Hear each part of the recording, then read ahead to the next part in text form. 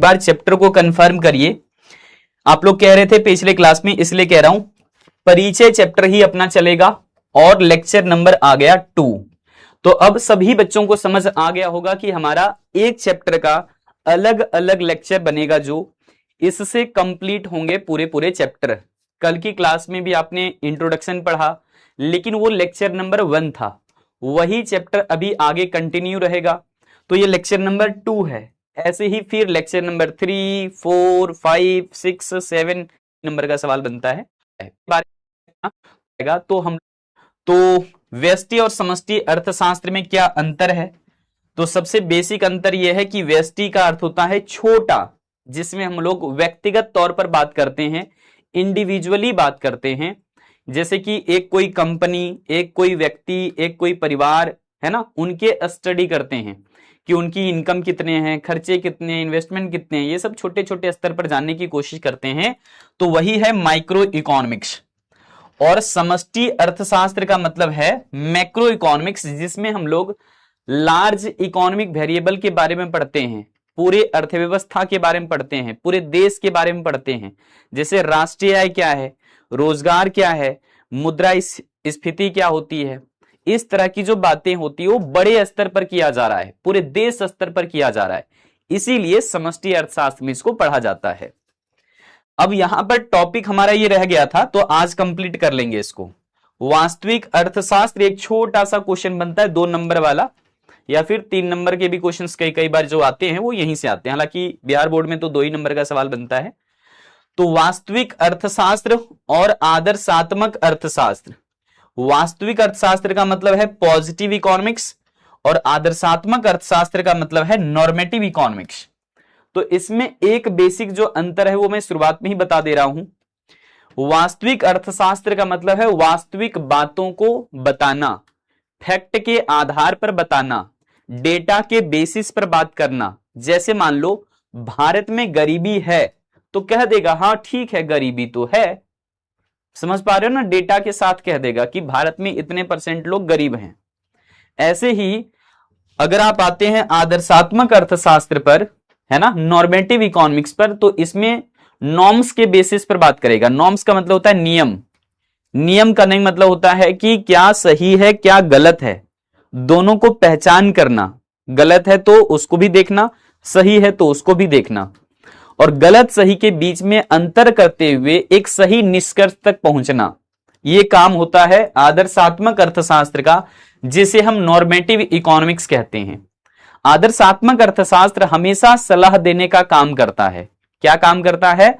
सलाह देने का, परामर्श देने का, सजेशन देने का। जैसे वास्तविक अर्थशास्त्र ने तो बता दिया कि देश में गरीबी है, इतने % लोग गरीब हैं, यह भी बता दिया वास्तविक अर्थशास्त्र ने।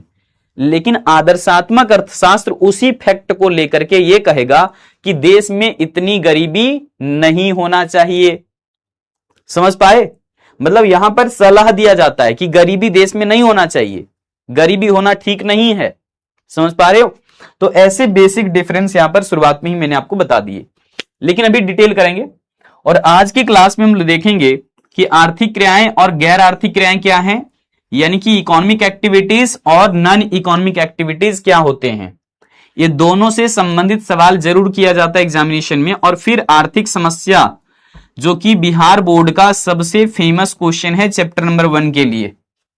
चैप्टर 1 का ये फेमस क्वेश्चन है कि आर्थिक समस्या किसे कहते हैं और ये क्यों और कैसे उत्पन्न होता है। यहां से भी आपके सवाल बनेंगे।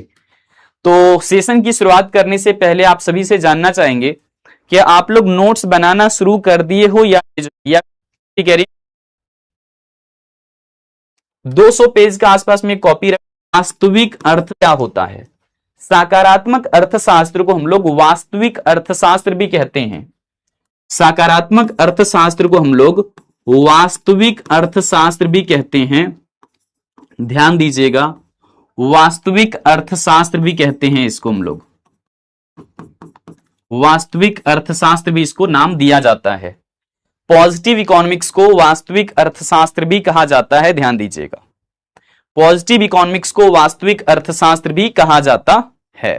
दोनों में समझाएंगे, दोनों में। ऋतिक दोनों मीडियम में कंटेंट है, सारी चीजें दोनों मीडियम में रहेगा, दोनों मीडियम में एक्सप्लेन भी करूंगा।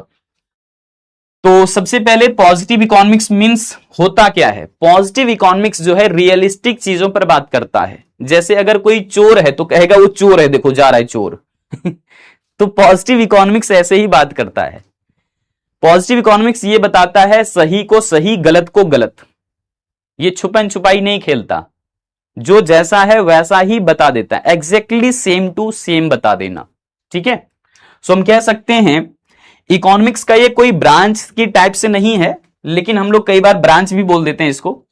सो ये एक तरह का एनालिटिकल ऐसा फील्ड है इकोनॉमिक्स का। एनालिटिकल मतलब उसका डिटेलिंग का।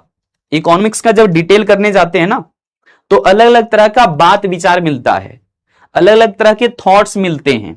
तो वही कह रहा है कि the analytical field of economics which is based on facts and realist, बिल्कुल रियलिस्टिक कंसेप्ट पर यह बेस्ड होता है। Realities is called positive economics. दोबारा से देखिएगा, एन एनालिटिकल फील्ड एक ऐसी जो वो रियलिस्टिक पूरा पूरा एरिया इसका है जहां पर जैसा है वैसा ही बात बता देगा। तो लिखा है the analytical field of economics, ठीक है, या फिर इकोनॉमिक एनालिसिस का एक ऐसा field which is based on facts, जो कि फैक्ट पर आधारित है, डेटा पर आधारित है। ठीक है, एंड कह रहा है कि रियलिटीज जो हमारी हकीकत है, वास्तविकता है, उस पर आधारित है। सो इसी को हम लोग पॉजिटिव इकोनॉमिक्स कहेंगे। मतलब ऐसी इकोनॉमिक्स है ये जो कि रियलिस्टिक बात बताता है, सही को सही बोलता है, गलत को गलत बोलता है। अगर कोई चोर है तो उसको कह देगा तुम चोर हो, अगर कोई साधु है तो कहेगा तुम साधु हो। हालांकि इकोनॉमिक्स है तो रिसोर्सेज पर बात करेगा। जैसे हमारे झारखंड के अंदर में बहुत सारे मिनरल रिसोर्सेस हैं, पता है कि नहीं? पूरे भारत में 40% मिनरल रिसोर्सेस झारखंड से आते हैं। तो ये कह देगा डेटा के साथ इकोनॉमिक्स क्या बोलेगा कि झारखंड में 40% मिनरल रिसोर्सेस हैं पूरे इंडिया का। तो इसलिए ये रियलिस्टिक बात है, डेटा के बेसिस पर है।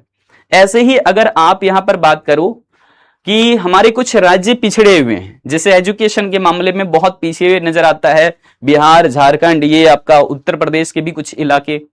तो ऐसे ही आपको यहां पर दे देगा ये डेटा कि देखिए ये सारे राज्य भारत में जो है पिछड़े हुए हैं शिक्षा के मामलों में, रोजगार के मामलों में, डेवलपमेंट के मामलों में।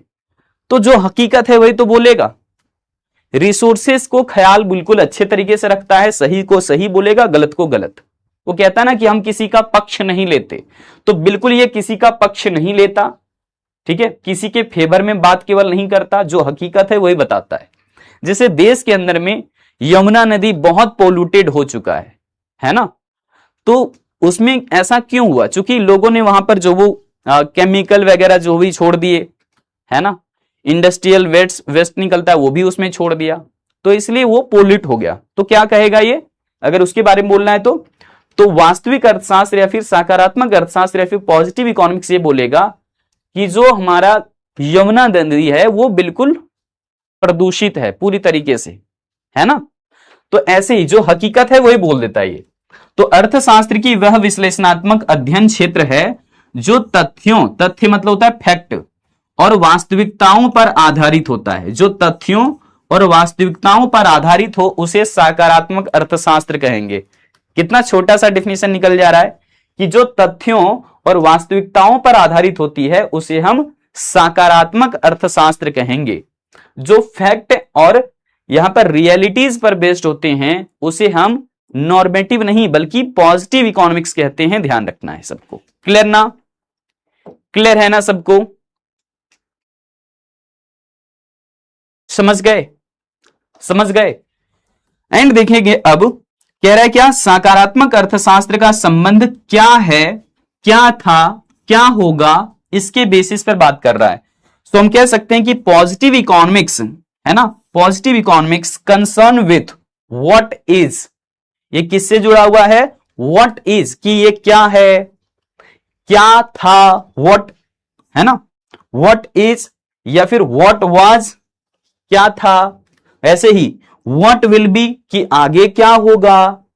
तो ये इन चीजों पर बात करता है। अब कहीं पर भी तुम्हें सेंटेंस में दिख जाए इस प्रकार का, जैसे कि यहां पर लिखा हुआ है, ध्यान दीजिए यहां पर क्या लिखा है, एक एक एग्जाम्पल हम दे रहे हैं। यहां पे एग्जाम्पल बहुत सारे दे रहे हैं, आपको एग्जाम में एक लिखना है या फिर दो, एक एग्जाम्पल या फिर दो एग्जाम्पल, ठीक है ना।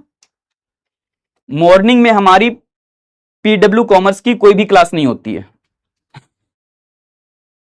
पीडब्ल्यू कॉमर्स की कोई भी क्लास मॉर्निंग में नहीं होता है। हमारे सारे क्लासेस 4 बजे और उसके बाद ही होते हैं हमेशा के लिए। उदाहरण के लिए यहां पर कह रहे हैं विश्व में सर्वाधिक जनसंख्या कहां पर है, भारत में है, लिख दिया। So India has the largest population in the world. सही बात है, क्योंकि आज डेटा उठा लो तो आपको पता भी चल जाएगा कि वर्ल्ड में पहले नंबर 1 पर था चाइना, और आज अगर लेटेस्ट डेटा निकाला जाए, अभी तो एस्टिमेटेड है, जनगणना नहीं हुआ भारत का, लेटेस्ट जब सेंसस आएगा भारत में तब देखना, ये भारत की गिनती अभी जो है किया जा रहा है, तो विश्व में सर्वाधिक जनसंख्या भारत में है। फैक्ट है, ये रियल बात है। तो ये पॉजिटिव इकोनॉमिक्स में आ गया। तो वही कह रहा है कि India has the largest population in the world, दुनिया में सबसे ज्यादा जनसंख्या भारत में है। ये रियलिस्टिक बात है, इसलिए इसको पॉजिटिव इकोनॉमिक्स के अंदर पढ़ा जाता है।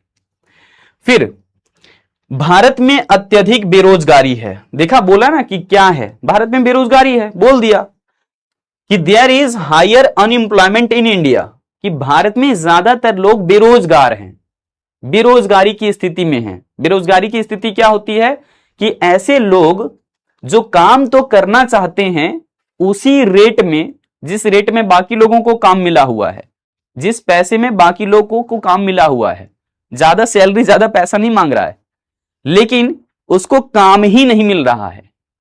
अगर कोई व्यक्ति एबल है काम करने में, वो काम करना भी चाहता है, उसके अंदर डिजायर भी है, वो एबल है काम करने में, योग्य है काम करने में, लेकिन फिर भी उसको वो काम नहीं मिल पाता और बेचारा बेरोजगार रहता है। समझ पा रहे हो? तो बेरोजगारी भारत में क्या है, अत्यधिक है। प्रत्येक वर्ष भारत का डेटा है 60 लाख नए लोग बेरोजगार हो जाते हैं, प्रत्येक वर्ष का डेटा है। तो इसलिए इतनी ज्यादा भारी मात्रा में बेरोजगारी है, जबकि रोजगार उतना तेजी से नहीं बढ़ रहा। भारत में 2024 में ही देखेंगे तो मुद्रास्फीति दर 6% थी। अब इसका मतलब है कि the inflation rate in India in 2024 was 6%। 6% यहां पर क्या थी, महंगाई दर थी। यानी कि पिछले साल की तुलना में, यानी कि 2021-22 कह लीजिए या फिर 22-23 कह लीजिए, ज्यादा बेहतर रहेगा। तो 22-23 की तुलना में 24 का जो डेटा है वो कह रहा है कि 6% प्राइसेस लगभग सारी वस्तुओं का बढ़ गया था। अब इसका मतलब ये नहीं कि सारी वस्तुओं का बढ़ जाता है, कुछ वस्तुओं के प्राइस बढ़ते भी हैं, कुछ कमोडिटी के प्राइस घटते भी हैं और कुछ के कांस्टेंट भी रहते हैं, लेकिन ऑन एन एवरेज बात किया जा रहा है ना। तो पता चल रहा है कि ओवरऑल जो गुड्स के प्राइसेस हैं, जो सर्विसेज के प्राइसेस हैं, वो 6% एक्स्ट्रा क्या हुआ है, बढ़ गई है। समझ गए? तो ये भी एक डेटा के बेसिस पर बात हो रहा है। क्लियर ना? क्लियर है ना सबको? देखो, कम्युनिटी लिंक नहीं से कनेक्ट रही है, बातचीत पटांग। कोई भी टॉपिक जैसे मैं पढ़ा रहा हूं, इस चीजों को पॉजिटिव इकोनॉमिक्स में है। ये सारा फैक्ट है। भारत का सबसे ज्यादा जनसंख्या वाला राज्य कौन सा है, उत्तर प्रदेश है। तो ये सारा देखा फैक्ट ही तो है, ये सारा फैक्ट है। इनकी चेकिंग भी आप कर सकते हैं डेटा के साथ, ये सब सबके डेटा भी आपको मिल जाते हैं आसानी से। तो ऐसी चीजों को पॉजिटिव इकोनॉमिक्स में पढ़ा जाता है। अब आप सभी को मुझे बताइए कि इसमें कहां दिक्कत है आपको। अब जैसे ही आप लोग बताएंगे हम डाउट चेक करेंगे और उसकी रिप्लाई आप लोगों को मिल जाएगा। और 200 तो बच्चे से तो सिर्फ और बनाए जाते हैं। चलिए, हम लोग मशीन थोड़ी है ना, हम लोग भी इंसान ही है ना। कभी एक टॉपिक रह जाएगा, कभी अगले दिन में होगा, ऐसे होगा। अर्थशास्त्र जो है यहां पर आप समझ रहे हैं नॉर्मेटिव। नॉर्मेटिव का मतलब होता है नॉर्म्स, और नॉर्म्स का मतलब होता है नियम, लॉ, ऐसे समझ लो। लॉ पर बेस्ड है। नियम क्यों बनाए जाते हैं? जैसे लॉ बना दिया जाता है कि नहीं, अगर जो आप बाइक पर जा रहे हैं तो मैक्सिमम 2 ही लोग जा सकते हैं, 3 लोग नहीं सवार कर सकते आप, 2 ही लोग को अलाउ होता है बाइक पर, पता है ना। तो उसके लिए नियम है कि हेलमेट लगा करके ही जाने हैं और दोनों लोगों को हेलमेट लगाना है, और 2 ही लोग बैठ सकते हैं, 4 लोग नहीं। तो नियम बन गया। ऐसे ही यहां पर जो वो हमारी सोसाइटी में कई तरह के लॉ बन जाते हैं और उन्हीं चीजों को ये स्टडी करता है और देखता है कि क्या ये सही भी है या गलत है। सही और गलत में इसको फर्क समझ में आ जाता है और इसके बेसिस पर ही ये जांच पड़ताल करके एक सही क्या दे देता है, परामर्श या फिर सलाह, सजेशन दे देता है। सो कह सकते हैं the analytical field of economics which is based on beliefs, यानी कि ये मान्यताओं पर आधारित है, एजम्पशंस पर बेस्ड है, मोरल वैल्यूज पर बेस्ड है और फिर आइडियल पर बेस्ड है। ये इसका मतलब ये है कि देखिए यहां पर साफ साफ ये बात करेगा कि जो पहले से ही तय कर दिया गया है कि ये बात सही है, ये गलत है, ये सही है, ये गलत है। बहुत सारी बातें पहले से तय है ना। जैसे भारत में अगर सड़कों पर आप चलते हैं तो हम लोग क्या कहते हैं कि यहां पर अपने साइड से लेफ्ट में चलना चाहिए, ठीक है जी, बाईं ओर चलना चाहिए, समझ में आ गया। तो ये हमारे देश का एक नियम बन गया। ऐसे ही इकोनॉमिक्स के हिसाब से आप देखेंगे तो कह रहा है ये क्या क्या बातें, ध्यान से देखो। अर्थशास्त्र का ये वो विश्लेषणात्मक अध्ययन क्षेत्र है जो मान्यताओं, नैतिक मूल्यों और आदर्शों पर आधारित है, उसे ही हम लोग आदर्शात्मक अर्थशास्त्र कहेंगे। समझ आ गया। आदर्शात्मक अर्थशास्त्र का संबंध किससे है? इसका संबंध है कि क्या होना चाहिए, क्योंकि ये सही और गलत दोनों चीजों को देखता है और फाइनली बोलता है कि अच्छा ये चीज ऐसे हो गया, ये चीज ऐसे हो गया, लेकिन ना ये ठीक है ना ये ठीक है, ऐसे होना चाहिए था। जैसे मान लो कि हमारा घर यहां पर है और हमारे दोस्त का घर यहां पर है और सीधा सीधे रास्ता है, हम इसके घर तक आसानी से पहुंच सकते हैं। लेकिन यहां हमारा जो दोस्त है वो क्या कर रहा है पता है? इधर से निकला, पूरा घूम घाम के इधर से पूरा निकला और फिर हमारे घर तक पहुंच रहा है और कह रहा है क्या, दोस्त तुम्हारा घर बहुत दूर है।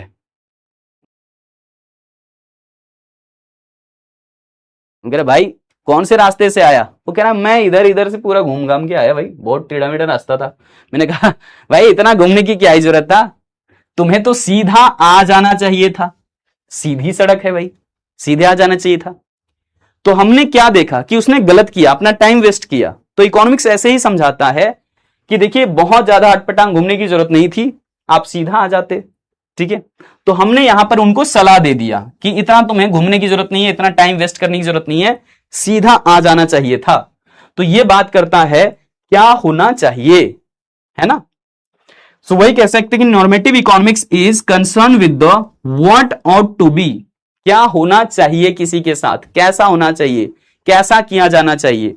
आपको भी डॉक्टर सलाह देते हैं, सलाह वाले ज्यादातर शब्दों में आपको चाहिए शब्द का प्रयोग मिल जाएगा। जैसे डॉक्टर समझाते हैं कि बेटा तुम्हारी दांत सड़ गई है ना, तुम्हें आइसक्रीम नहीं खानी चाहिए, है ना, तुम्हारी सेहत खराब है, बाहर की चीजें मत नहीं खाना चाहिए।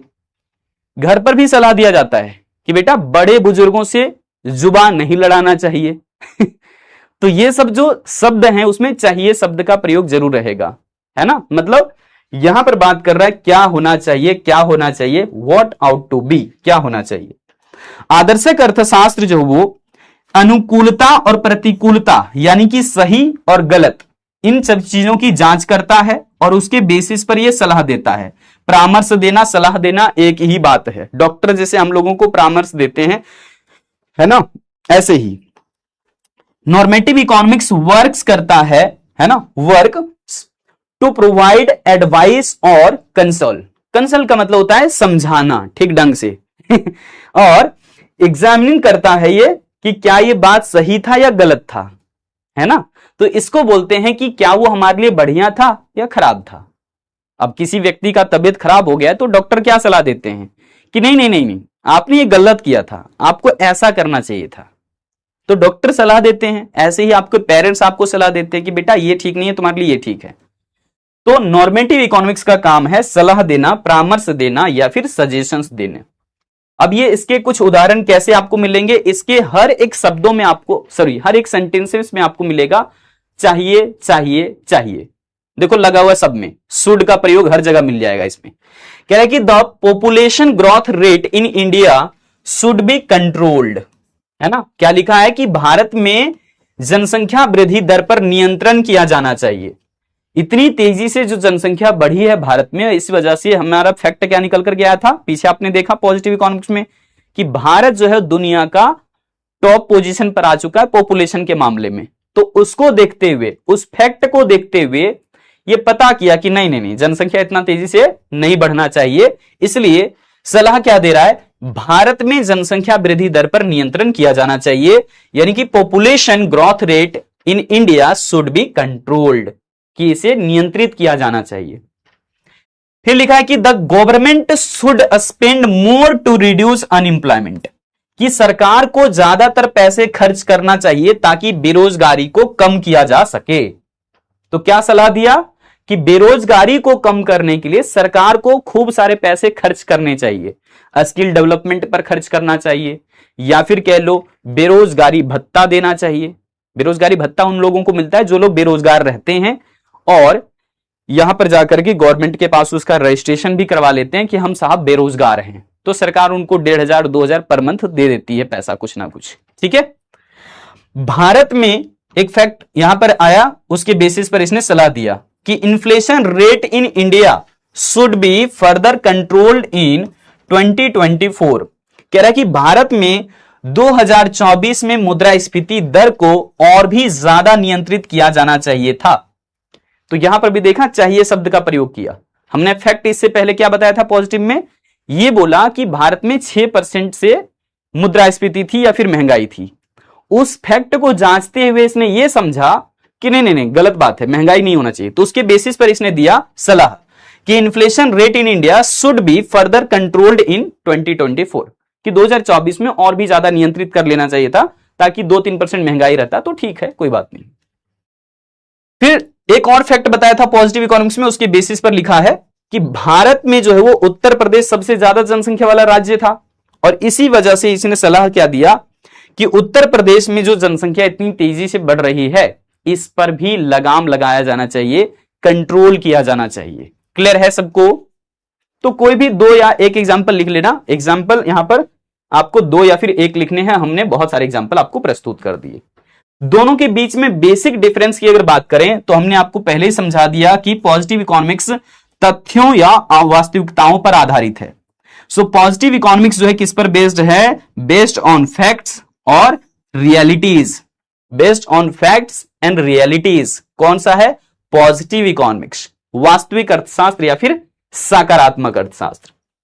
लेकिन नॉर्मेटिव इकोनॉमिक्स जो होता है, नॉर्मेटिव इकोनॉमिक्स जिसको हम लोग नियामक अर्थशास्त्र भी कहते हैं, नियामक, तो अर्थशास्त्र की ये वो विश्लेषणात्मक अध्ययन क्षेत्र है जो कि मान्यताओं, नैतिक मूल्यों और आदर्शों पर आधारित है। इसका मतलब यह हुआ नॉर्मेटिव इकोनॉमिक्स में, इसका मतलब यह हुआ कि एक ये एनालिटिकल फील्ड ऐसा है इकोनॉमिक्स का जो कि बेस्ड है बिलीफ्स पर, एजम्पशंस पर, मोरल वैल्यूज पर और आइडियल्स पर। क्लियर है? आदर्शों पर। तो इन 3 चीजों पर वे बेस्ड है। पहला बिलीफ्स, यानी कि क्या हम उसको मानते हैं या नहीं मानते हैं, मान्यताओं पर आधारित है। मोरल वैल्यूज, कुछ नैतिक मूल्य हैं उनको देखता है। और फिर आइडियल्स, जैसे नैतिक मूल्य का मतलब यह है, हम लोग किसी के घर जब प्रवेश करते हैं तो कहते हैं कि भैया ठीक है, जूता चप्पल हम बाहर ही खोल लेते हैं। तो हम सबके लिए क्या बन गया? ये मोरल वैल्यूज हैं हमारे जीवन में। एक नैतिक मूल्य इसका ये है कि हम किसी के घर जब प्रवेश कर रहे हैं तो पहले ही जूते चप्पल बाहर खोल लेते हैं, फिर प्रवेश करते हैं, स्वच्छता का ध्यान विशेष करके रखते हुए। और कोई बेसिक बात नहीं है इसमें। तो यहां पर समझ गए होंगे आप लोग कि आखिर में नैतिक मूल्य क्या होते हैं और आदर्शात्मक बातें क्या है। सकारात्मक अर्थशास्त्र है ना, इसमें जैसा जो है वास्तव में वैसा ही विश्लेषण करके बता दिया जाता है, या विश्लेषण करता है कि क्या है, यानी कि ये सिर्फ और सिर्फ फोकस करता है क्या है, क्या था, क्या होगा, है ना, इस पर। लेकिन नॉर्मेटिव इकोनॉमिक्स सही और गलत के बीच में अंतर समझता है पहले कि सही है या गलत है। अगर सही है तो कहेगा ठीक है, बढ़िया है, गलत है तो कहेगा ठीक है, गलत है। लेकिन उन दोनों के बीच में निष्कर्ष निकालता है और फिर कहता नहीं ये गलत बात है, ऐसा नहीं होना चाहिए। समझ गए? तो यहां पर चाहिए शब्द का प्रयोग मिल जाएगा। यदि आप कहीं भी देखेंगे इकोनॉमिक्स में ऐसा लिखा हुआ चाहिए चाहिए चाहिए कहीं लिखा हुआ है, तो समझ जाना वो आदर्शवादी बात कर रहा है और वो आदर्शात्मक अर्थशास्त्र में पढ़ा जाएगा।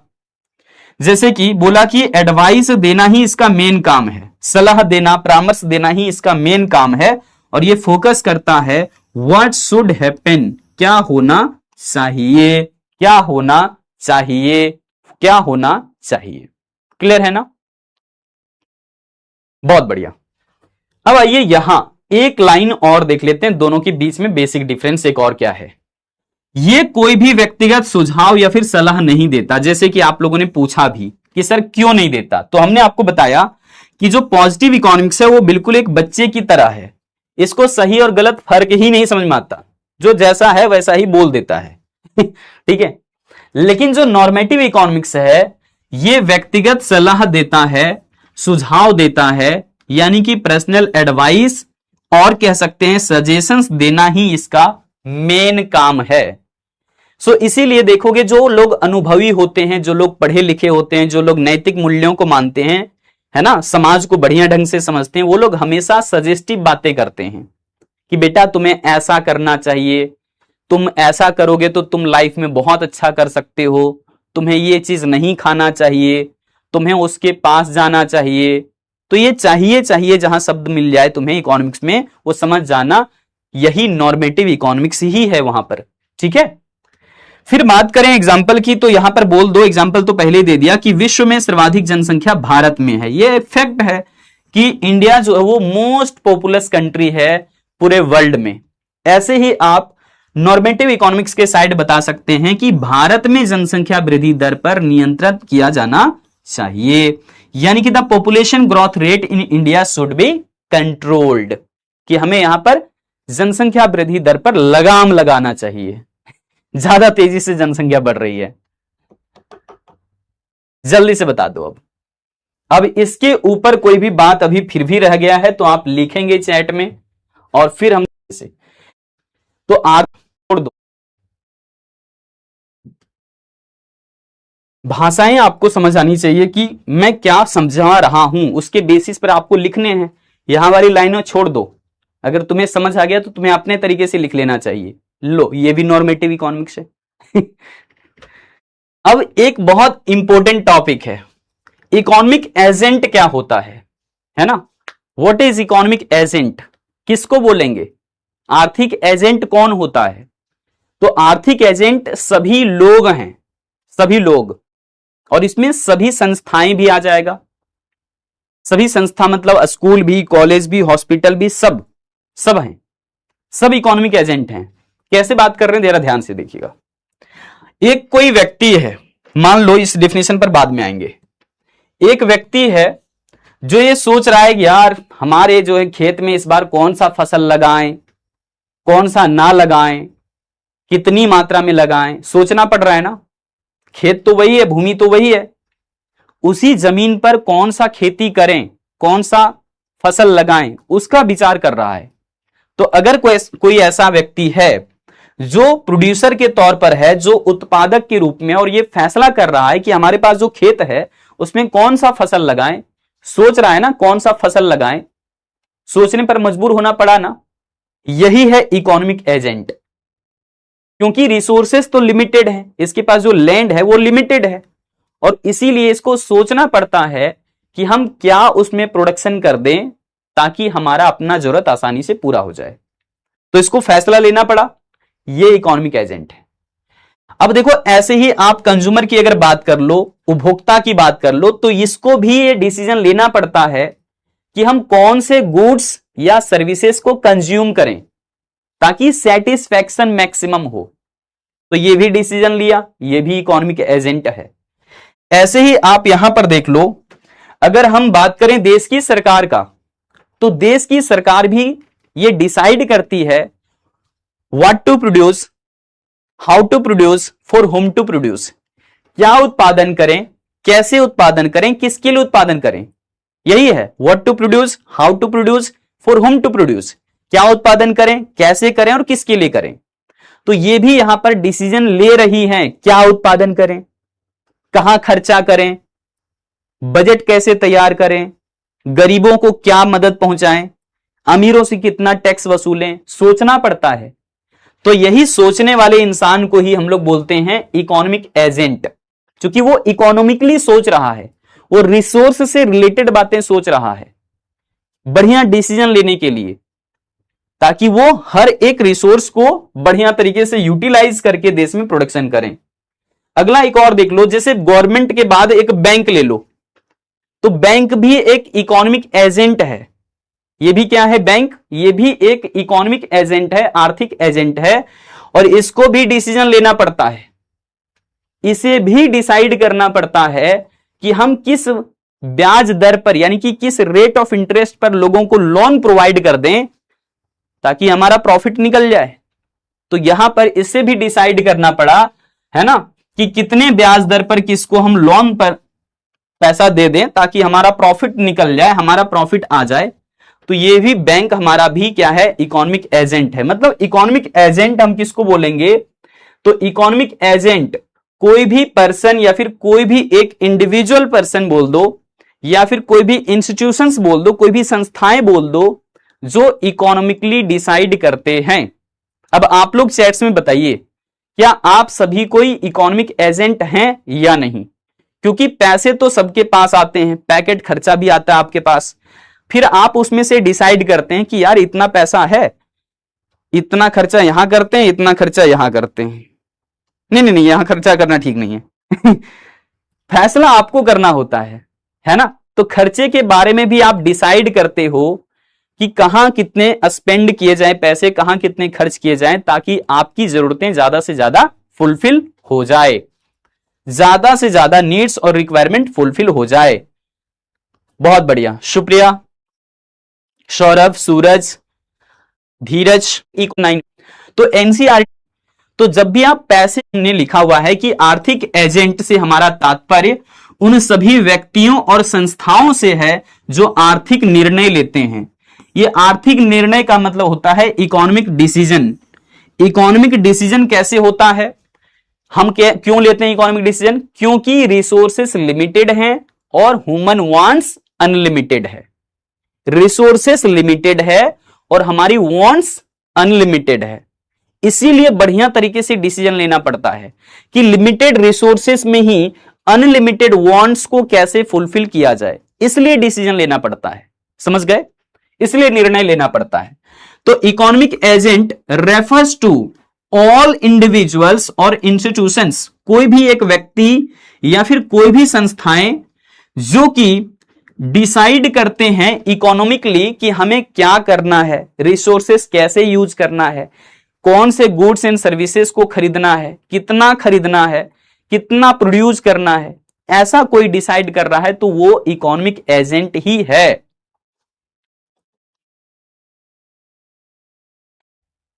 ना? हर जगह हमें इकोनॉमिकली डिसाइड करना पड़ रहा है, और आज के समय में इकोनॉमिक डिसीजन जो बढ़िया तरीके से लेगा उसके सक्सेसफुल होने के चांसेस बहुत हाई होते हैं। ठीक है, इसलिए आगे चल करके आप सभी को एक बहुत बढ़िया इकोनॉमिक एजेंट बनना है, जिससे कि आप अपने पैसे का, समय का, रिसोर्सेस का सही ढंग से इस्तेमाल करना सीख जाएं।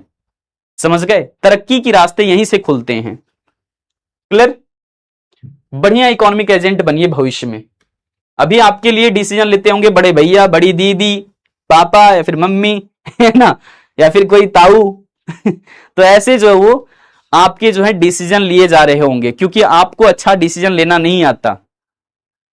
हाँ, बहुत सारे बच्चे जानते होंगे बहुत बढ़िया तरीके से खर्च करना, लेकिन बहुत सारे बच्चे बड़ा खर्चीला हो जाते हैं, उनको समझ ही नहीं आता कि ये खरीदना है या नहीं खरीदना है।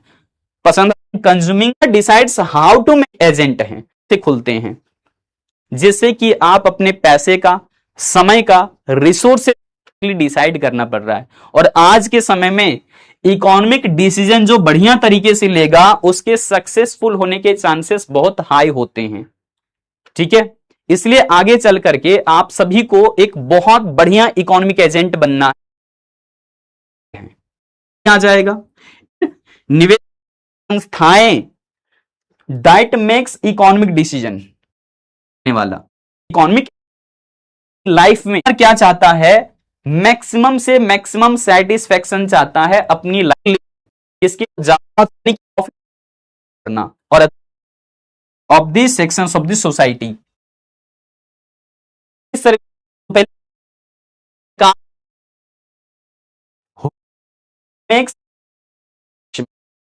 ठीक है, अभी आप कि ये खरीद डेफिनेशन है, बहुत खतरनाक डेफिनेशन। देखो हमारा डेफिनेशन ही खतरनाक होता है सबसे पहली बात। तो डिफिनेशन के साथ कोई कॉम्प्रोमाइज हमने नहीं किया है, बहुत बढ़िया डिफिनेशन लिखा। और एनसीईआरटी के अकॉर्डिंग है कि ऑल इंडिविजुअल्स, वो सभी लोग, वो सभी संस्थाएं, दैट मेक्स इकोनॉमिक डिसीजन, सीधा बोलो वो लोग जो आर्थिक निर्णय लेते हैं, आर्थिक एजेंट हैं। वो सभी लोग, वो सभी संस्थाएं जो आर्थिक निर्णय लेते हैं, वो आर्थिक एजेंट हैं। ऑल इंडिविजुअल्स और institutions that makes economic decision. Clear? अब इसमें कंज्यूमर भी आ जाएगा, जैसे कि आपने लिखा भी, प्रोड्यूसर भी आ जाएगा यानी कि उत्पादक भी आ जाएगा, इन्वेस्टर्स यानी कि निवेशकर्ता भी आ जाएगा, जो इन्वेस्टमेंट कहीं करता है ना, पैसे अपना लगाता है, पूंजी लगाता है, उसको इन्वेस्टर्स बोलते हैं। निवेशक, निवेशक भी बोल सकते हैं या फिर निवेशकर्ता भी बोल सकते हैं। कर्ता मतलब करने वाला, निवेश करने वाला। गवर्नमेंट को भी बोल सकते हैं हम इकोनॉमिक एजेंट, क्योंकि गवर्नमेंट भी डिसाइड करती है how to produce, what to produce, whom to produce, ऐसे। बैंक भी इकोनॉमिक एजेंट है, क्योंकि ये भी सोचता है कि किसको कितना पैसा, कितना ब्याज दर पर उधार दे दे ताकि प्रॉफिट मैक्सिमम हो जाए। सो ये सभी क्या हैं? इकोनॉमिक एजेंट हैं। अब चूंकि ये अलग अलग तरीके से डिसीजन लेते हैं, इसलिए लिखा हुआ है कि विभिन्न आर्थिक एजेंटों द्वारा लिए गए निर्णयों का उद्देश्य भी अलग अलग होता है। इन सबके उद्देश्य अलग अलग होते हैं, जैसे कि मैं अभी दिखाऊंगा आपको। सो कह रहे हैं कि decision taken by different economic agents have different objectives. Different economic agent हैं तो उनके ऑब्जेक्टिव्स भी डिफरेंट होंगे। ऑब्जेक्टिव्स मतलब उद्देश्य, उनके मकसद, उनके मोटिव भी अलग होंगे। क्लियर? जैसे कि मेरे पास पैसे है तो मैं अपने लिए डिसीजन लूंगा और मेरा उद्देश्य अलग होगा। तुम्हारे पास रिसोर्स या पैसा है तो तुम अलग तरीके से डिसीजन लोगे। तो सभी लोगों के इकोनॉमिक डिसीजन तो हैं, लेकिन सबके ऑब्जेक्टिव्स या उद्देश्य या फिर मोटिव अलग अलग होता है। मोटिव बोल दो, ऑब्जेक्टिव बोल दो, एक ही बात है। तो कंज्यूमर एक इकोनॉमिक एजेंट है, लेकिन ये अपनी लाइफ में एक चीज चाहता है कंज्यूमर, वो है अधिकतम संतुष्टि, यानी कि मैक्सिमम से मैक्सिमम सेटिस्फैक्शन। ठीक है जी, कंज्यूमर क्या चाहता है? मैक्सिमम से मैक्सिमम सेटिस्फैक्शन चाहता है अपनी लाइफ में, और इसीलिए इसको बढ़िया इकोनॉमिक डिसीजन लेना पड़ता है। डिसीजन कैसे ले रहा है मैं दिखाता हूं। उपभोक्ता यह निर्णय लेता है कि अपने पास जो लिमिटेड इनकम है उससे किस प्रकार की वस्तुओं और सेवाओं का उपभोग किया जाए ताकि संतुष्टि अधिक हो। लिमिटेड तो इनकम है कंज्यूमर के पास, लेकिन उसे बढ़िया डिसीजन लेना पड़ता है कि हम लिमिटेड इनकम को कहां पर कितना खर्चा करें ताकि हमारा सेटिस्फैक्शन मैक्सिमाइज हो जाए। क्लियर? तो कंज्यूमर का मेन मकसद रहता है सेटिस्फैक्शन गेन करना। मतलब द कंज्यूमर डिसाइड्स करता है हाउ टू कंज्यूम, कैसे कंज्यूम करें, कैसे उपयोग करें गुड्स एंड सर्विसेज, है ना। How to consume goods and services किस लिए? To get maximum satisfaction. किसके लिए? टू मैक्सिमाइज हिज और हर सेटिस्फैक्शन। किससे? From his limited money income. अपने दिए हुए इनकम से ही वो ज्यादा से ज्यादा सेटिस्फैक्शन अगर पाना चाहता है तो बढ़िया इकोनॉमिक डिसीजन लेना पड़ेगा। फिर कहोगे सर काश पैसा बहुत होता, बहुत सा, कि एक को कैसे मैक्सिमाइज करें। अब पता है तो पहले इंग्लिश का पढ़ते हैं है ना। आगे देखो, उत्पादक ये निर्णय लेता है, यानी कि एक प्रोड्यूसर ये डिसाइड करता है। तो पहले इंग्लिश का पढ़ते हैं। द प्रोड्यूसर डिसाइड्स, प्रोड्यूसर ये डिसाइड करता है हाउ टू मैक्सिमाइज प्रॉफिट, कि प्रॉफिट को कैसे मैक्सिमाइज करें, अपनी कमाई कैसे बढ़ा लें। ठीक है, bye producing goods and services, कि गुड्स एंड सर्विसेज का तो प्रोडक्शन करेंगे, लेकिन कौन सा गुड्स, कौन सी सर्विसेज, कितनी मात्रा में, कैसे प्रोड्यूस करें ताकि प्रॉफिट मैक्सिमाइज हो, ये सारा कुछ सोचना पड़ रहा है, बड़ा झमेला है इसमें। तो इसको हम लोग बोल देते हैं कि ये भी डिसाइड कर रहा है, किस लिए? क्योंकि इनके पास लिमिटेड देखो रिसोर्सेस अवेलेबल हैं।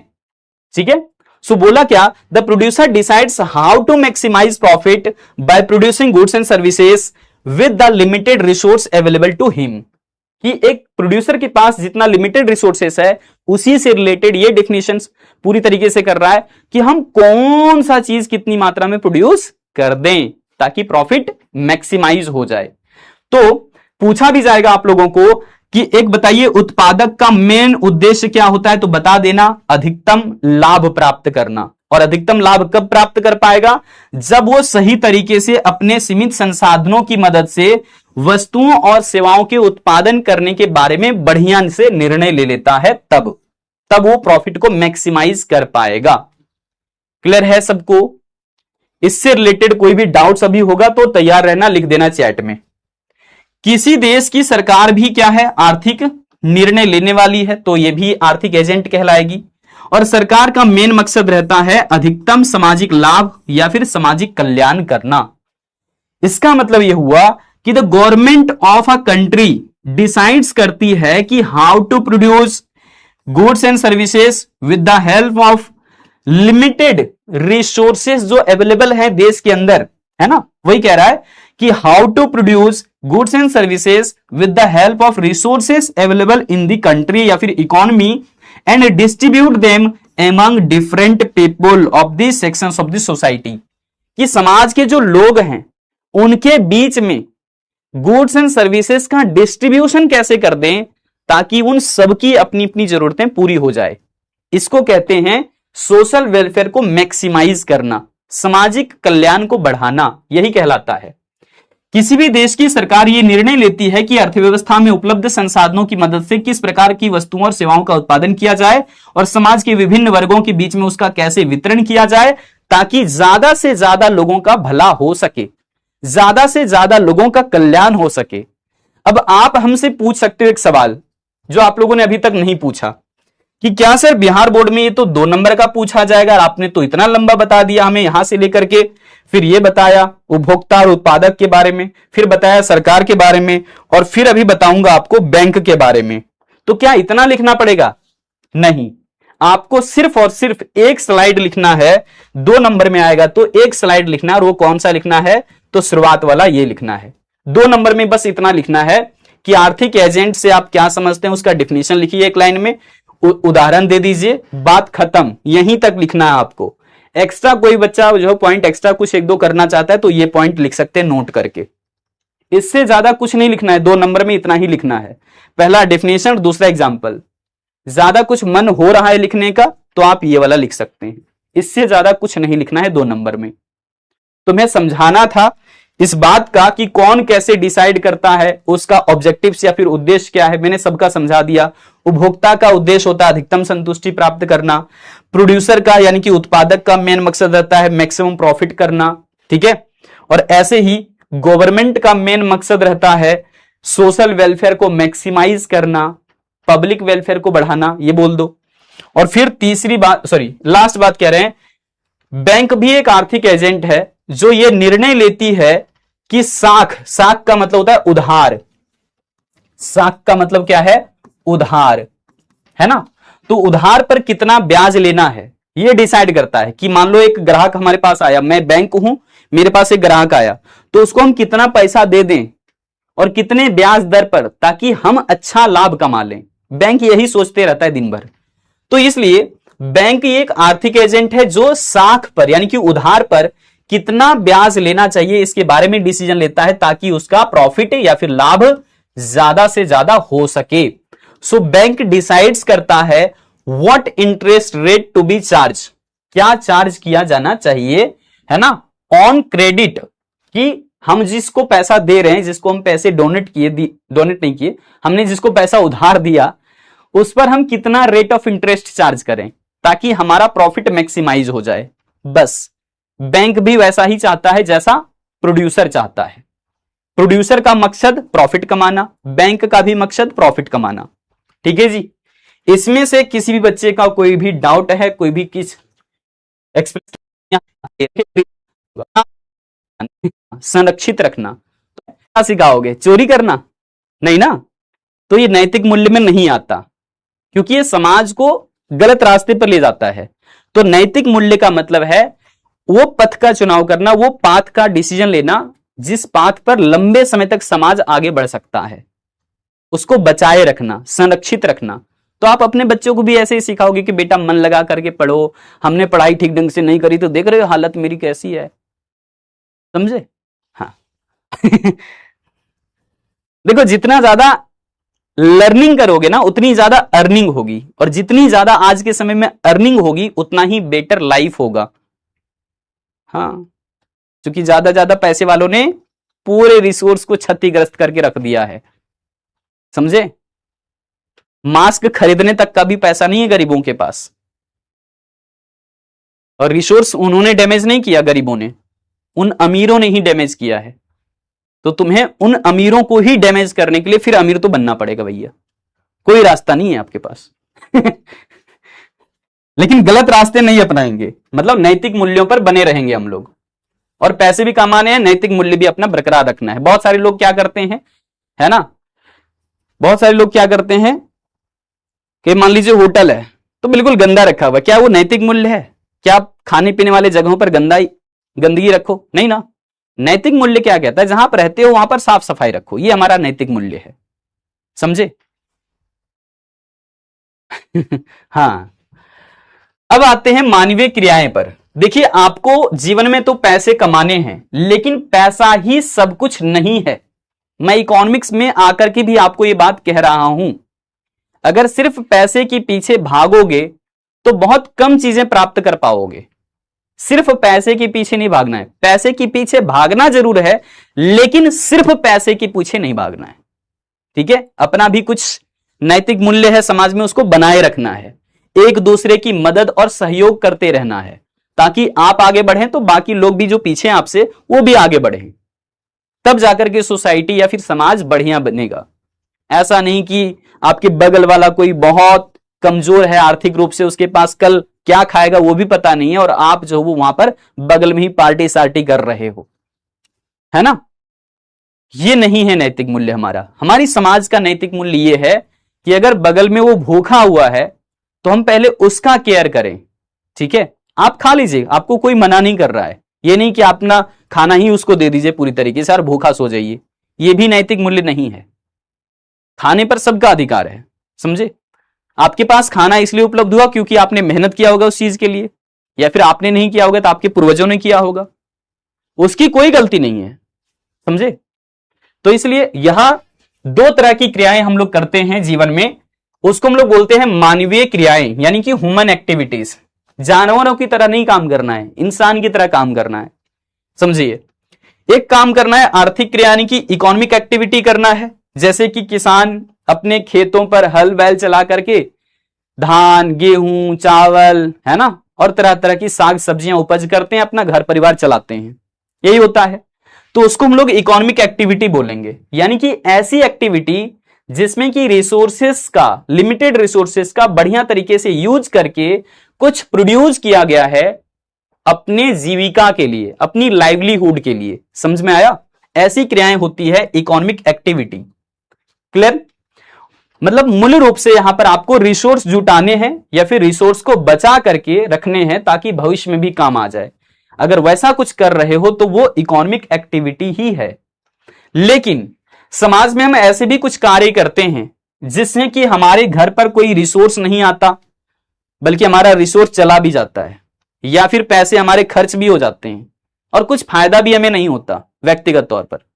तो ऐसे भी कुछ काम करने होंगे जहां आपको रिसोर्सेस तो लग जाएंगे, खर्चे हो जाएंगे, पैसे चले जाएंगे, आपको डायरेक्टली कोई बेनिफिट नहीं होगा, लेकिन इनडायरेक्टली बहुत फायदा होने वाला है। जैसे कि अगर आप मान लीजिए कि एक जरूरतमंद इंसान को ब्लड डोनेट करते हैं तो आप उनके जीवन को बचा लेंगे, बच जाएगा उनका जीवन।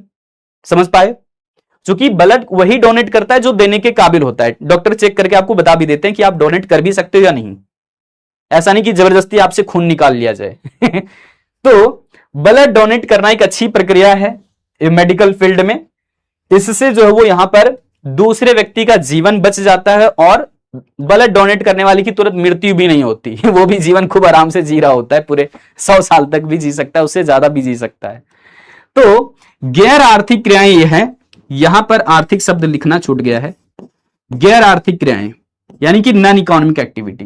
तो ऐसी एक्टिविटी ये है जहां पर इकोनॉमिकली आपको कुछ डायरेक्टली फायदा नहीं होगा, आपके घर पर कोई रिसोर्स नहीं उपलब्ध हो जाएगा, आपके पास कोई इनकम डबल जनरेट नहीं हो जाएगा डायरेक्टली, लेकिन इनडायरेक्टली उनकी दुआएं लगती है, दुआएं लगती है।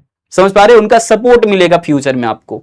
तो आप यहां पर अगर ब्लड डोनेट करते हैं, गरीबों को जो है भोजन वगैरह जो है वो देते हैं, है ना, या फिर आप कह लीजिए किसी भी प्रकार से गरीबों को मान लो पैसे देकर की भी सहायता कर देते हैं, बुजुर्गों की मदद करते हैं, है ना, या फिर घर के कामकाज कर लेते हैं, तो वो सारी क्रियाएं क्या हैं, नॉन इकोनॉमिक एक्टिविटी हैं। जैसे मम्मी घर पर खाना बनाती है ना, क्या उनका वो ड्यूटी है क्या? आप नहीं बना सकते समझ पा रहे हो? तो यहां पर वो समझती है अपने नैतिक मूल्यों को कि परिवार में अगर बने रहना है तो हमें एक दूसरे का सहयोग करना होगा, एक दूसरे की मदद करनी होगी, है ना। हस्बैंड तो चले जाते हैं, ठीक है भैया, पति चले गए काम पर, जॉब पर चले गए, या फिर कोई बाहर का काम कर रहे हैं, खेती बाड़ी में लगे हुए हैं, तो मम्मी इसलिए खाना बना लेती है, तो सहयोग की भावना आ गई ना। ये यहां पर जो कार्य है वो पैसे के लिए नहीं किया जा रहा है, वो नॉन इकोनॉमिक एक्टिविटी होगा। लेकिन जो कार्य हम कहीं पर कर रहे हैं, ऑफिस में जाकर के कोई काम किए, वहां से पैसा आ गया, अपने खेती बाड़ी कर रहे हैं, वहां से हमारे कुछ संपत्ति उपज हो गया, या फिर जो है धान गेहूं चावल या सब्जियां उपज कर लिए ताकि जीवन चल जाए, हमारा जीविका के लिए साधन जुटा लिए, लाइवलीहुड के लिए कर लिए, ये सारी इकोनॉमिक एक्टिविटी है। क्लियर? सो ह्यूमन एक्टिविटी दो टाइप के होते हैं, इकोनॉमिक एक्टिविटी और नॉन इकोनॉमिक एक्टिविटी। एक सवाल आप लोगों से हम पूछेंगे आगे, उससे पहले बता दें कि आर्थिक क्रियाएं जो है वो क्या होती हैं। तो आर्थिक क्रियाएं होती है जिनका उद्देश्य आय या फिर जीविका अर्जित करना होता है। आर्थिक क्रियाएं वो सभी क्रियाएं हैं जिनका उद्देश्य आय या फिर जीविका अर्जित करना होता है, उसे ही हम आर्थिक क्रियाएं बोलेंगे। मतलब जिन क्रियाओं से, जिन कार्यों से आपको आपके जीवन के लिए कुछ संसाधन मिल जाए या फिर आपको इनकम मिल जाए, वैसी एक्टिविटी ही हमारा इकोनॉमिक एक्टिविटी होगा। लाइवलीहुड जरूरी है, ध्यान रखना, जिसमें कि हमारे घर परिवार चलाने के लिए साधन चाहिए, अनाज चाहिए, समझ में आया। और उससे ज्यादा थोड़ा देखा जाए तो इनकम आना चाहिए आज के समय में। दूसरे टर्म में बोल सकते हैं कि मनुष्य की वे सभी क्रियाएं जो धन के उत्पादन, विनिमय, वितरण और उपयोग अथवा जीविका उपार्जन से संबंधित है। मतलब ऑल दोज एक्टिविटीज, वो सारी की सारी एक्टिविटीज ऑफ मैन, मानव की वो सारी क्रियाएं that are related to the production, जो कि प्रोडक्शन से रिलेटेड है, exchange, distribution and use of wealth and earning a livelihood, so it is called economic activity. Economic activity सभी को क्लियर है कि ऑल दोज एक्टिविटीज जिससे कि हम लाइवलीहुड अर्न कर सकें, जिससे कि हम इनकम अर्न कर सकें। क्लियर है ना? क्लियर है ना सबको? इनकम जहां से अर्न कर सकें, लाइवलीहुड जहां से अर्न कर सकें, जहां से इंप्लॉयमेंट हम ले सकें, वहां की एक्टिविटी हमारी इकोनॉमिक एक्टिविटी कही जाती है। अब नॉन इकोनॉमिक एक्टिविटी में जो है यहां पैसे कमाने की बातें नहीं होता, यहां पर होता है सेल्फ सेटिस्फैक्शन, आत्मसंतुष्टि।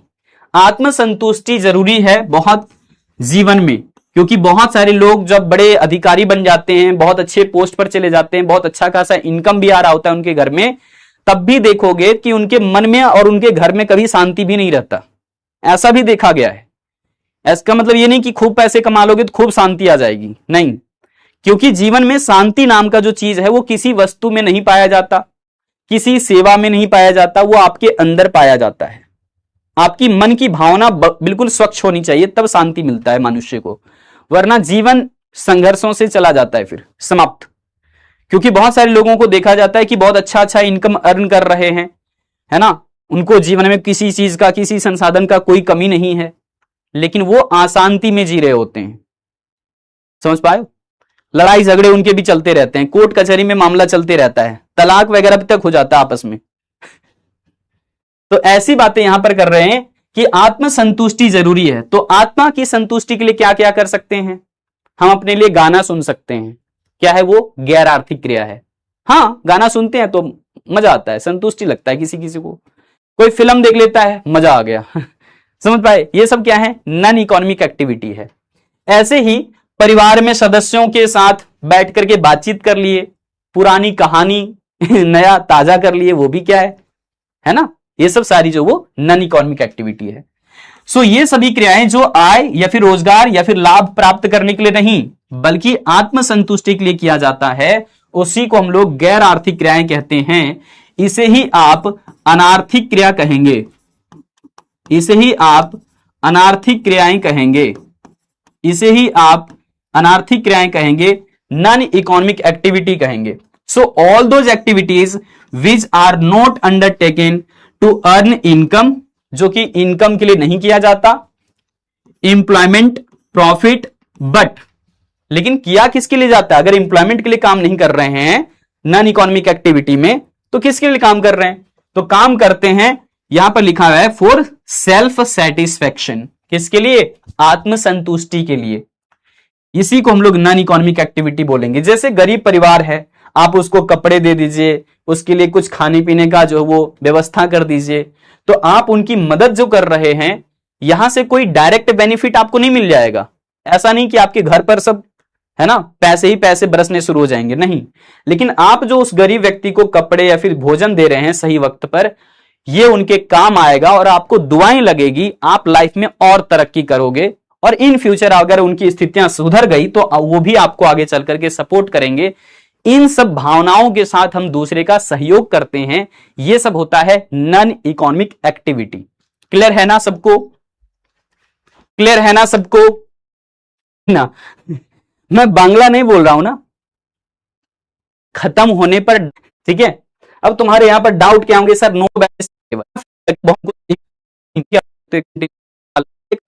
लेकिन हम आप सभी के लिए जो है वही से, तुम्हारा जिससे मन करे उससे पढ़ लो। जो बेसिक बातें हैं वो तो मैं आपको बता ही देता हूं सब। अब यहां डिफरेंस भी लिख दिया है, डिफरेंस आप सभी के लिए जो है वही सारी चीजें, वही सारी डेफिनेशन से, दोबारा इसको रिपीट नहीं करेंगे। यहां पे कुछ नया बात रहता है तो उसके लिए रिपीट करेंगे। जैसे कि एक बच्चे ने पूछा तो बता ही देते हैं, इकोनॉमिक एक्टिविटी मुख्य रूप से धन कमाने के लिए नहीं किया जाता, सिर्फ पैसा कमाने के लिए नहीं किया जाता। असल उसका मकसद होता है कि पैसा तो कमा लें लेकिन हम जीविका उपार्जन करें। जीविका उपार्जन एक बहुत बेसिक सी बात यह है कि परिवार का भरण पोषण जरूरी है। इकोनॉमिक एक्टिविटी का बेसिक टर्म यहां से आया, समझ पाए? तो सिर्फ प्रॉफिट कमाना, सिर्फ इनकम कमाना इकोनॉमिक एक्टिविटी का छोटा डिफिनेशन हो जाएगा। सही तो है लेकिन छोटा डिफिनेशन हो जाएगा। इसलिए इकोनॉमिक एक्टिविटी का मेन मकसद जो रहता है वो, ठीक है पैसा तो कमा लिए, लेकिन जो मेन मकसद है वो है जीवन यापन करना।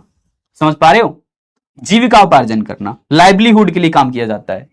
और नॉन इकोनॉमिक एक्टिविटी किया जाता है यहां पर इमोशन, किसी को मतलब इमोशनल सपोर्ट दे रहे हो या फिर सेल्फ सेटिस्फैक्शन है, तो ऐसी चीजों के लिए आप काम करते हो, तो नॉन इकोनॉमिक एक्टिविटी।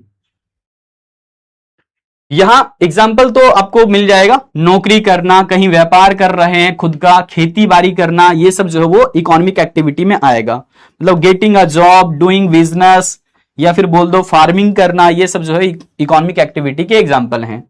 लेकिन नॉन इकोनॉमिक एक्टिविटी में क्या आएगा? मां जो है वो अपने बच्चों का देखभाल करती है, मतलब a mother taking care of her children, वो अपने बच्चों का भरण पोषण के लिए देखभाल करती है ना?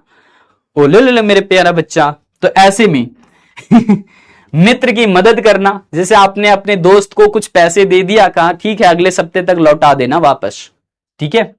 पूजा पाठ करना, ये सब जो है क्या होता है? धार्मिक कार्य करना, ये सब जो है क्या है? आपके एग्जाम्पल्स हो जाएंगे नॉन इकोनॉमिक एक्टिविटी का, ठीक है। तो अपने दोस्तों को मदद पहुंचाइए, खुद को मदद पहुंचाइए। अब बताओ, आ जाइए लास्ट वाले टर्म पर आ जाते हैं। और ये टर्म अपना जो है वो पहले ही क्लास में कवर कर चुके थे कल, कि दुर्लभता क्या होता है। तो हमने यहां पर डिफिनेशन भी नोट करवा दिया आज। और ये बात ध्यान से रखना कि जब भी किसी चीज का डिमांड ज्यादा और उसकी सप्लाई कम हो, तो इसी सिचुएशन को हम लोग कहते हैं इकोनॉमिक क्या? अस्कैरसिटी। इकोनॉमिक्स में क्या बोलते हैं इसको? A scarcity. So demand for resources is greater, resources की डिमांड बहुत ज्यादा हम लोग करते हैं, लेकिन क्या उतना मिल पाएगा आपको? नहीं, क्योंकि रिसोर्सेस अवेलेबल हैं लिमिटेड अमाउंट में। तो रिसोर्सेस की डिमांड ज्यादा है और रिसोर्सेस की सप्लाई कम है। So this situation is called problem of scarcity. क्या लिखा है कि दुर्लभता एक ऐसी स्थिति है जब किसी वस्तु की मांग उसकी पूर्ति से अधिक हो। Scarcity is a situation when demand for commodity exceeds its supply. Supply की तुलना में डिमांड ज्यादा है, हमको भी चाहिए, हमें भी चाहिए, हमें भी चाहिए, ऐसा लोग कर रहे हैं, लेकिन सबको नहीं मिल पाता, रिसोर्सेस सबको थोड़ा थोड़ा मिल पाएगा या फिर कम कम मिल पाएगा, ऐसी चीजें हैं दुर्लभता, स्कैरसिटी।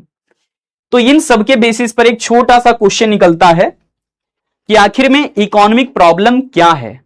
तो इकोनॉमिक प्रॉब्लम है प्रॉब्लम ऑफ चॉइस, जो सबके पास में लिमिटेड रिसोर्सेस अवेलेबल है ना, और वांट्स जो अनलिमिटेड है, इसके वजह से ही हर इंसान को चॉइस करना पड़ता है कि क्या खरीदें, कितनी मात्रा में खरीदें। यह प्रॉब्लम कहलाता है इकोनॉमिक प्रॉब्लम। मतलब मनुष्य की इच्छाएं और आवश्यकताएं बहुत सारी हैं, अनलिमिटेड है, परंतु इच्छाओं और आवश्यकताओं को पूरा करने के लिए साधन सीमित हैं, रिसोर्सेस क्या है, लिमिटेड अमाउंट में, और जरूरतें क्या है, अनलिमिटेड है, बहुत सारी हैं। और रिसोर्सेस का अल्टरनेटिव यूज भी हो सकता है। अल्टरनेटिव यूज कहने का मतलब जैसे पानी है तो उसको पी सकते हैं, चलो नहीं पिया तो पानी बचा हुआ है तो कपड़े धो सकते हैं, चलो कपड़े नहीं धोए चलो ठीक है बाग बगीचे में काम आ जाएगा, फर्श धोने में काम आ जाएगा, है ना। तो ऐसे ही पानी का क्या है, अनलिमिटेड यूजेस है। बाकी ऐसे ही सारे रिसोर्सेस का अनलिमिटेड यूजेस है। जैसे इलेक्ट्रिसिटी का घर में क्या यूज होता है देख लीजिए, बहुत सारी चीजें हैं। हम अपने कपड़े आयरन भी कर लेते हैं उसी से, मोबाइल चार्ज कर लेते हैं, लैपटॉप चार्ज कर लेते हैं, कंप्यूटर चला लेते हैं, घर पर जो है पंखा चला लेते हैं, लाइट जला लेते हैं, सब तो इलेक्ट्रिसिटी से ही काम हो रहा है। तो इलेक्ट्रिसिटी भी एक रिसोर्स है जिसका इस्तेमाल बहुत सारा अलग अलग हो रहा है, ठीक है। हर रिसोर्सेस का यही फीचर्स है कि वो लिमिटेड अमाउंट में होता है, और रिसोर्सेस की दूसरी बात है कि वो अल्टरनेटली यूज किया जा सकता है। जबकि लिमिटेड हमारे पास रिसोर्सेस हैं और अनलिमिटेड वांट्स हैं, तो हर व्यक्ति को यहां चुनाव की समस्या का सामना करना पड़ता है। अति आवश्यकता जो है उसको हम पहले लेना चाहते हैं, फिर उसके बाद ऐसे। तो यही चुनाव की समस्या ही असल में आर्थिक समस्या हो जाती है। इसके एग्जाम्पल्स आपको मैं कल आते ही शुरुआत में पेश कर दूंगा, बट इसके पीछे के जो रीजन है वो 3 रीजन है, जो कि मैंने यहां पर मेंशन कर रखा भी है आपके पास, जिसके ऊपर कल के क्लास में ज्यादा डिस्कशन होगा कि मनुष्य की इच्छाएं और आवश्यकताएं असीमित है, अनलिमिटेड है। पहला कारण कि अनलिमिटेड वांट्स हैं, जिसके कारण जो वो इकोनॉमिक प्रॉब्लम क्रिएट होता है। दूसरा, रिसोर्सेस लिमिटेड अमाउंट में अवेलेबल हैं, लिमिटेड है रिसोर्सेस, सीमित मात्रा में हैं, तो दूसरा रीजन ये है। पहला कारण क्या है आर्थिक समस्या उत्पन्न होने का, जरूरतें अनलिमिटेड हैं, अनलिमिटेड हैं। दूसरा रीजन क्या है, रिसोर्सेस लिमिटेड हैं, और तीसरा रिसोर्सेस का अल्टरनेटली यूज हो सकता है। और ये तीनों प्रॉब्लम की वजह, तीनों कारणों की वजह से इकोनॉमिक प्रॉब्लम क्रिएट होता है। अगर हमारे पास संसाधनों का दुर्लभता नहीं होता, बल्कि संसाधन बहुत सारे होते, रिसोर्स अनलिमिटेड अवेलेबल होता, है ना, फिर क्या मजा होता, फिर कभी इकोनॉमिक प्रॉब्लम होता ही नहीं। तो आज की क्लास में यहीं तक रहेगा, और फिर अगली क्लास में हम आगे की डिस्कशन करेंगे। बाकी जितने भी आप लोग डाउट्स पूछते हो, प्लीज पहले क्लास रिलेटेड डाउट पूछिए। नोट्स क्या है, प्रो बैच में क्या है, इसमें क्या है, ये सब बाद में पूछा जाता है। पहले जब मैं पढ़ा रहा होता हूं तो स्लाइड में जो लिखा हुआ बात है उससे रिलेटेड डाउट पहले पूछिए, नहीं तो आपके मेन डाउट रह जाएंगे और जो नहीं जवाब देना वो पहले दिखने लगेंगे। तो अपना समय बचाइए, मैं यही कहता हूं आप लोगों को, अभी अपना समय बचाइए। सारे फीचर्स आपको चाहूं उससे यहां पर, है ना, नाम सिर्फ है इंट्रोडक्शन, लेकिन कंसेप्ट इतने इतने छोटे छोटे हैं कि हर एक चीजों की जानकारी तुम्हारे लिए जरूरी है। तो इकोनॉमिक एजेंट यहां पर कौन होगा, है ना, कौन है यहां पर इकोनॉमिक एजेंट बताइए। Consumer, government, bank, all of these, सब के सब यहां इकोनॉमिक एजेंट हैं। जब चैप्टर